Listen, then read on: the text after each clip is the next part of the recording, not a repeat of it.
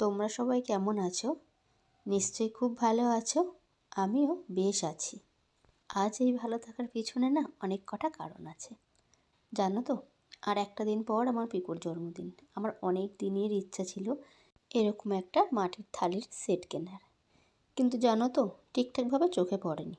আর তাছাড়া কি বলো তো, যখন নিজেই আর কি কিছু একটা পারি তাহলে কেনই বা পর ভরসা করলাম বলো। এবারে না রাসমেলাতে গিয়েছিলাম।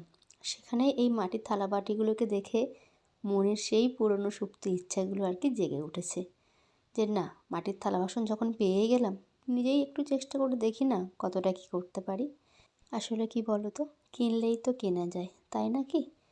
কিন্তু নিজেই যখন একটু পারি, চেষ্টা করে দেখি না। আসলে কি বলো তো, শিল্পীদের মতন অত হয়তো নিখুঁত কাজ আমি করতে পারবো না, কিন্তু যেটুকু পারবো আশা করি কাজ চলে যাবে। আমার মনের ভরসা, আর না গেলেই বা তাতে কি। এটা আমি আমার পিকুর জন্য ভালোবেসেই বানাচ্ছি। এটাই যথেষ্ট, জানো তো। নিজের হাতে ছেলেকে কিছু গুছিয়ে দিতে পারলে তার থেকে আনন্দের মতন আর কিছুই থাকে না। সকালের কাজকর্ম প্রায় শেষ করে ফেলেছি, ছাদে এসে বসেই আর কি কাজ করতে বসেছি।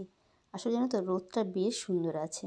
আর তোর হাতে সময় নেই, মাঝখানে একটা দিন পড়ে আছে, তার মধ্যেই এটাকে রং করে কমপ্লিট করে তারপর একে ডিজাইনে দিতে হবে। চলো, আজ তাহলে আসি, পরে আবার অনেক গল্প হবে। আজ এই পর্যন্ত, এর পরেরটা আর কি পরের একদিন দেখাবো তোমাদেরকে। চলো, টাটা।